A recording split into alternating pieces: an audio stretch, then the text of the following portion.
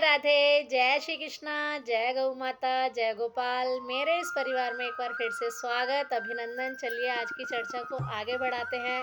लेकिन चर्चा को आगे बढ़ाने से पहले यदि आप मेरे चैनल पर नए जुड़े हैं तो मेरे चैनल को सब्सक्राइब कीजिए, बेल आइकन को प्रेस करना बिल्कुल ना भूलें, जिससे मेरी आने वाली हर वीडियो की नोटिफिकेशन आपको तुरंत मिले। तो चलिए शुरुआत करते हैं। अघन मास के शुक्ल पक्ष की पंचमी तिथि को आती है। इस दिन मनाई जाती है और बहुत धूमधाम से मनाई जाती है, क्योंकि त्रेता युग में प्रभु श्री राम का विवाह माता जानकी के साथ इसी दिन यानी कि बिहार पंचमी वाले दिन हुआ था। तो अयोध्या में, जनकपुरी में बिहार पंचमी बहुत धूमधाम से मनाई जाती है, बहुत आनंद से मनाई जाती है।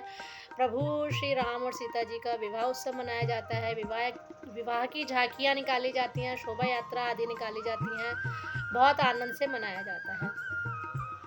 और बिहारी जी जो हैं, जिनके हम वर्तमान काल में दर्शन करते हैं वृंदावन में, उनका प्राकट्योत्सव भी आज के दिन ही यानी बिहार पंचमी वाले दिन ही हुआ था।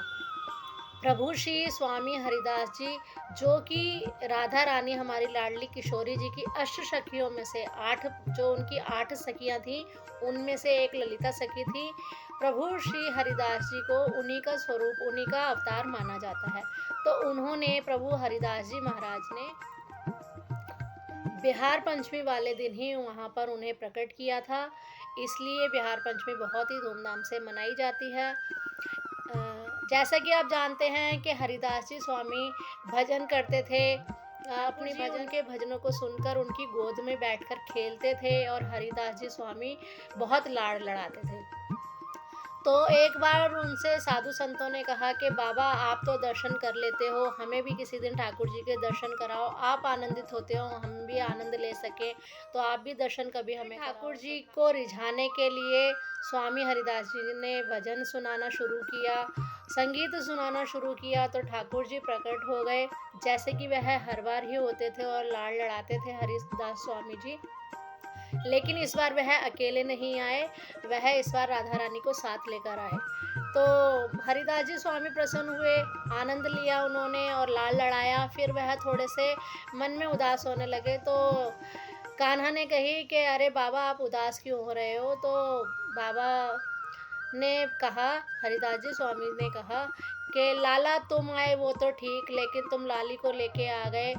मेरे पास इनकी सेवा के लिए कोई भी चीज़ नहीं है, मैं इनकी सेवा किस प्रकार कर पाऊँगा? तुम्हारे लिए तो सेवा की व्यवस्था हो जाती है, सेवा तो मैं किसी भी प्रकार से कर लूँगा, क्योंकि मेरे पास तो सिर्फ लोटी है, लंगोटी है और सोटी है। लेकिन मैं किशोरी लाडली जी जो लाली हमारी है, इनकी सेवा किस प्रकार करूँगा, कि मेरे पास तो क्योंकि इस किसी भी प्रकार से कोई व्यवस्था नहीं है। तो कान्हा ने कही कि बाबा, इतनी सी बात, लो हम 2 की जगह आपकी समस्या हल किए देते हैं, हम एक ही स्वरूप में हो जाते हैं, जिससे कि आपको कोई भी परेशानी ना हो। आपकी वहाँ एक होने के बाद जो स्वरूप दिखा सबको, वो बांके बिहारी जी स्वरूप था, जो कि राधा रानी और ठाकुर जी का स्वरूप है। आज भी हम जब श्रृंगार दर्शन करते हैं या ठाकुर जी के दर्शन करते हैं, तो उसमें राधा रानी के और ठाकुर जी के दोनों के ही दर्शन होते हैं। आप जानते ही होंगे कि आधे स्वरूप में राधा रानी के दर्शन होते हैं, आधे में ठाकुर जी के, और कभी कभी तो दोनों के एक साथ दर्शन होते हैं, कभी कभी अलग भी दर्शन होते हैं, जिसका जैसा भाव होता है उस प्रकार से दर्शन होते हैं। तो राधा रानी और ठाकुर जी, हमारे बांके बिहारी जी, इस प्रकार से प्राकट्य हुए और ठाकुर जी हमें दर्शन देकर हमें आनंदित करते हैं। बिहार पंचमी वाले दिन निधि वन से हरिदास जी की रथ यात्रा, शोभा यात्रा निकाली जाती है और वो यात्रा बांके बिहारी मंदिर पर समाप्त होती है। हरिदास जी स्वामी वहाँ पर उन्हें बधाई देते हैं और बिहार पंचमी वाले दिन विशेष रूप से हलवे का भोग ठाकुर जी को लगाया जाता है। सेवा यात्रा जब होती है तो शोभा यात्रा जब होती है तो वहाँ पर आगे आगे सोनी सेवा की जाती है। सोनी सेवा झाड़ू सेवा को कहते हैं। सोनी सेवा की जाती है और उसके बाद वहाँ 20-20 कदम की दूरी पर बहुत सुंदर सुंदर रंगोली बनाई जाती है। यात्रा वहाँ बांके बिहारी मंदिर तक जाकर समाप्त होती है। भजन कीर्तन सत्संग आदि होता है बहुत धूमधाम से। ये बिहार पंचमी वहाँ पर मनाई जाती है। तो ये मेरे पास एक छोटी-सी जो मैं जानकारी जानती थी, मुझे मालूम थी, तो मैंने आप तक शेयर की। यदि आपके पास बिहार पंचमी के बारे में कुछ और जानकारी है तो आप मुझे प्लीज़ ज़रूर दें, कमेंट्स में मुझे दें, मेरे साथ शेयर करें।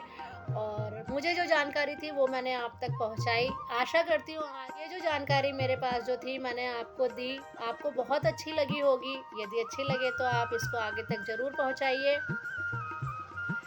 और अपने घर के लड्डू गोपाल जी को भी बिहार पंचमी पर विशेष रूप से पूजा कीजिए, अर्चना कीजिए, भोग लगाइए। जैसा आपके मन का भाव हो उस प्रकार से आप पूजा करें, सेवा करें, उन्हें रिझाएँ।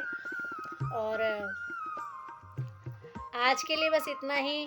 बिहार पंचमी ठाकुर जी के उत्सव और प्रभु राम और माता जानकी के विवाह उत्सव की आप सभी को मंगल कामनाएं, शुभकामनाएं।